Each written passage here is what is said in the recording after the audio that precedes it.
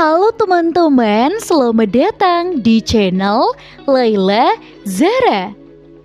Siapa yang tak kenal sate klopo? Hidangan khas Surabaya ini sudah melegenda dengan cita rasanya yang gurih dan unik.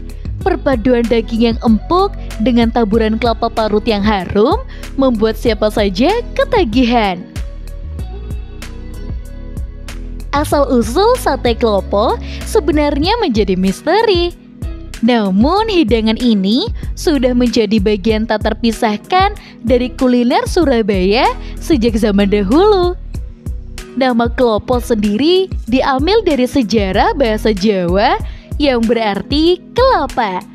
Penamaan ini merujuk pada penggunaan kelapa parut yang menjadi ciri khas dari sate ini. Fakta unik tentang sate klopo.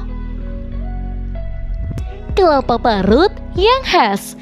Ciri khas sate klopo adalah taburan kelapa parut di atas daging yang telah dibakar. Kelapa parut ini memberikan rasa gurih dan sedikit manis pada sate. Bumbu kacang yang manis. Bumbu kacang yang digunakan untuk sate klopo biasanya memiliki rasa yang lebih manis dibandingkan dengan bumbu kacang sate pada umumnya. Legendarisnya sate klopo Ondomohen. Salah satu tempat yang paling terkenal untuk menikmati sate klopo adalah sate klopo Ondomohen. Warung sate ini sudah berdiri sejak tahun 1945 dan menjadi ikon kuliner Surabaya. Daging yang digunakan. Daging yang umum digunakan untuk sate klopo adalah daging sapi. Namun ada juga beberapa tempat yang menggunakan daging ayam atau daging kambing. Kuliner khas Surabaya.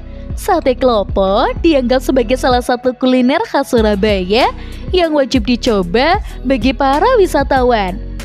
Komposisi umum sate klopo.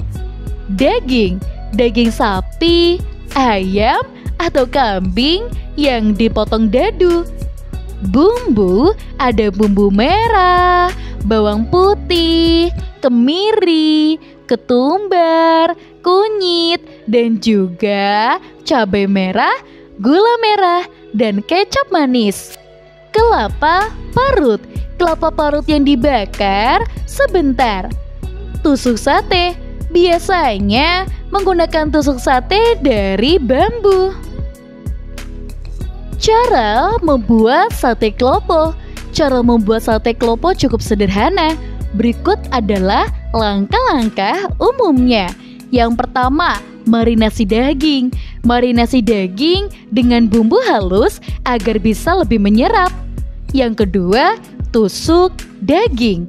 Tusuk daging yang sudah dimarinasi ke dalam tusuk sate. Yang ketiga, bakar daging. Bakar daging di atas bara api hingga matang. Yang keempat, taburi kelapa parut. Setelah matang, taburi sate dengan kelapa parut yang sudah dibakar. Yang kelima, sajikan. Sajikan sate klopo dengan bumbu kacang dan nasi hangat. Tips membuat sate klopo yang lezat. Pilihlah daging yang berkualitas. Daging yang segar dan empuk akan menghasilkan sate yang lebih baik dan lebih enak. Bakar dengan api sedang. Bakar dengan api sedang agar matang merata dan tidak gosong. Jangan terlalu lama membakar kelapa parut. Bakar kelapa parutnya sebentar saja agar tidak gosong dan tetap bertekstur renyah.